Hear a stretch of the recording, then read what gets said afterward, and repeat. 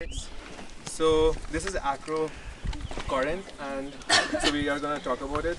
So Acrocorinth was a fortified citadel of ancient and medieval Corinth, and it is the most important fortification work in the area from antiquity until the Greek War of Independence in 1821.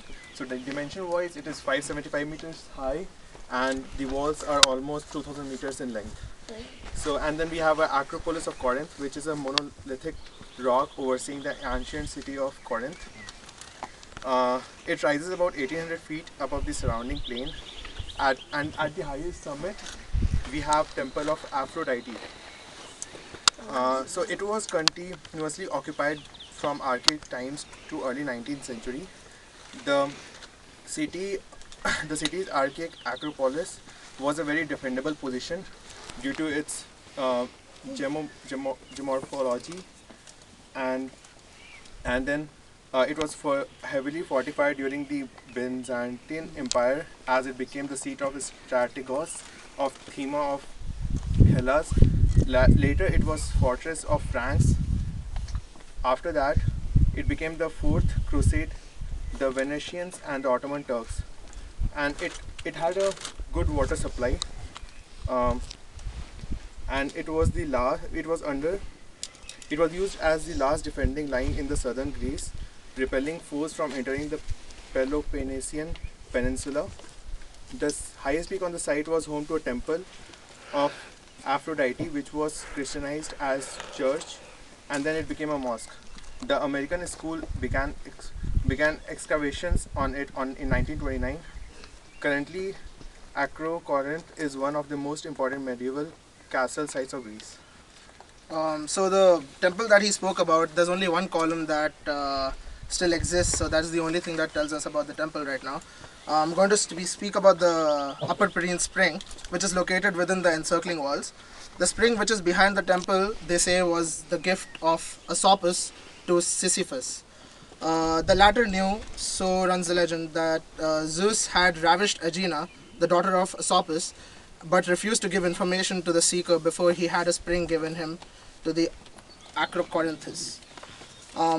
Courses of roughly dressed polygonal masonry allow us to suppose that the Acrocorinth was fortified as early as the time of Caepsellid tyranny.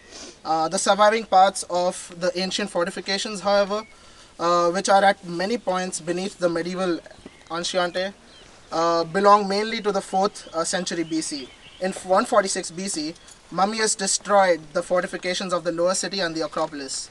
The destroyed sections were subsequently reconstructed from the same ancient material in late Roman times. During the Middle Ages, the Acrocorinth was of prime importance for the defense of the entire Peloponnese and held out against the attacks of the barbarians. The Byzantines sporadically repaired the walls, especially after hostile raids by the Slavs, Normans and others, and added new fortifications on the west side of the fortress.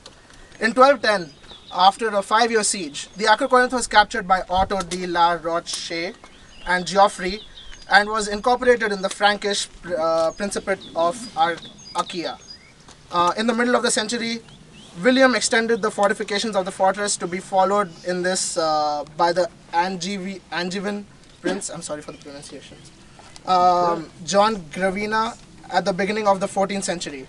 In 1358, the Acrocorinth passed to the Florentine banker Niccolo Acciajuoli, and in 1394 to Theodoros, despot of Mistras. Oh, these are bad names. Apart from brief occupation by the Knights of Rhodes from 1400 to 1404. The approach to the fortress is from the west side.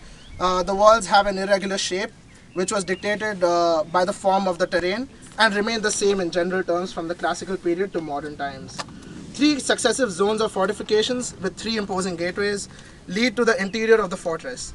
The fact that the same material was used for the extensions or repairs to the walls frequently makes it difficult to distinguish the building phases or assign a date to them. I think we passed through 2 gates, and this would be the 3rd gate, and there's a spring and there's a temple. So it's a really good place.